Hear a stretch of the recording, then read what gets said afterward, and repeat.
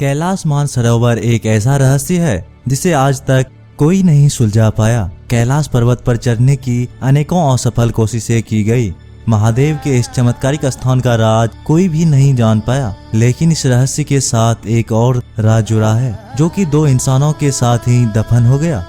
कैलाश पर्वत के पास एक ऐसी गुफा है जिसे आज तक कोई ढूंढ नहीं पाया, क्योंकि कहा जाता है कि इस गुफा में महादेव का आज भी वास है। सन 1980 जब उत्तराखंड के रहने वाले दो भाई संदीप और संगीत चमत्कारिक रूप से गायब हो गए और आज तक उसका कुछ नहीं पता चला।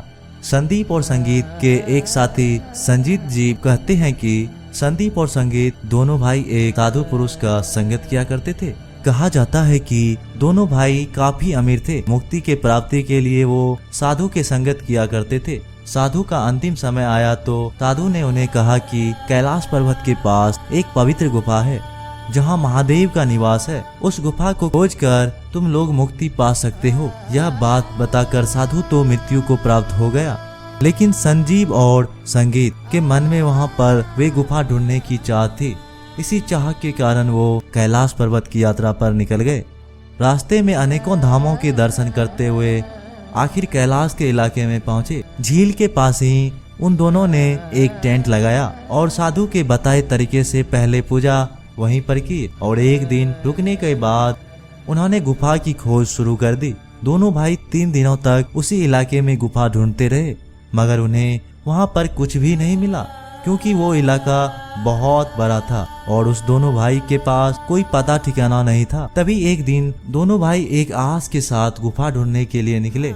गुफा ढूंढते ढूंढते उनको शाम हो गई और उस दिन काफी ठंड भी थी। गुफा ढूंढने की चाह में कब अंधेरा हो गया उन्हें पता ही नहीं चला और रात के समय वो वापस कैंप में जाने की रास्ता भी ढूंढ नहीं पाए। तभी अंधेरे में उन्होंने एक पहाड़ के पास शरण ली। वे देखा तो वो गुफा थी। गुफा के अंदर जाने पर उन्होंने वहाँ पर एक प्रकाश देखा। प्रकाश की तरफ दोनों भाई बढ़े तो वहाँ पर एक अघोरी बाबा भक्ति में लीन थे। दोनों भाई अघोरी बाबा की तपस्या को भंग नहीं करना चाहते थे। वो वहीं पर बैठ गए। कुछ समय बाद अघोरी बाबा ने आंखें खोली और वो बोले, तुम लोग यहाँ पर क्या कर रहे हो? संगीत ने कहा, बाबा हमें माफ करना, हम लोग आपको तंग नहीं करना चाहते थे। हम रास्ता भटक चुके हैं, इसीलिए इस गुफा में शरण ली। अघोरी बाबा ने कहा, तुम लोग यहाँ पर क्या कर रहे थे और वो भी इतनी रात को?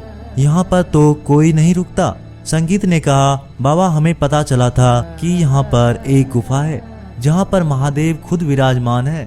हम उसी गुफा को ढूंढकर उनके दर्शन करना चाहते थे। यह बात सुनकर अघोरी हंसने लगे और कहा, यहाँ के कण कण में महादेव है और तुम लोग उन्हें गुफाओं में ढूंढ रहे हो। यहाँ अनेकों गुफाएं हैं और हर गुफा में तुमको महादेव का वास मिलेगा। वे इसलिए क्योंकि हम जैसे योगी महादेव को जपने वाले बैठे रहते हैं, इसलिए मुक्ति के चक्कर में अपना समय बर्बाद मत करो। महादेव को हर दिन दिल से याद करो। मुक्ति की द्वार तुम्हारे लिए अपने आप खुल जाएगा। यहाँ पर ऐसी कोई भी गुफा नहीं है। अगर होती तो मुक्ति गुफाओं में नहीं मिलती। संदीप और संगीत बात को समझ गए, लेकिन उनका मन टूट गया। तभी अघोरी बाबा ने उसे एक मंत्र का जाप दिया और कहा, तुम महादेव को इस मंत्र के जरिए याद करना। अघोरी बाबा ने कहा, अब तुम लोग कहाँ जाओगे? संगीत ने कहा, अब मैं अपना घर वापस जाएंगे। अघोरी बाबा ने उनसे उसके गाँव का नाम पूछा। संगीत ने बताया तो अघोरी बाबा ने कहा, मैं इस गाँव को नहीं जानते हैं। तुम अपने इलाके का कोई 100 साल पुराना नाम या तुम अपने गांव का 100 साल पुराना नाम बताओ। संगीत ने झम्मा नाम के एक गांव का नाम लिया। अघोरी ने कहा, हाँ मैं इस गांव को जानते हैं। अब तुम दोनों अपना आंखें बंद करो और तुम झम्मा गांव के नाम का जाप करो। दोनों भाइयों ने आंखें बंद करके ऐसा ही किया और जब उसने आंखें खोली तो वो हैरान हो गई, क्योंकि वो दोनों झम्मा गांव के बीच खड़े थे। एक ही पल में वो हजारों किलोमीटर पहुंच चुके थे।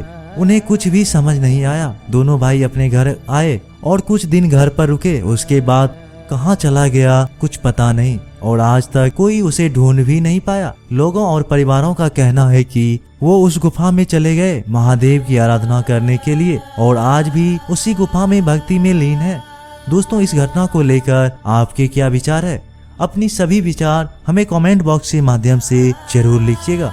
तो दोस्तों आज के लिए बस इतना ही। अगर वीडियो पसंद आई हो तो लाइक, शेयर और चैनल को सब्सक्राइब करके बेल आइकन को प्रेस करना मत भूलिएगा।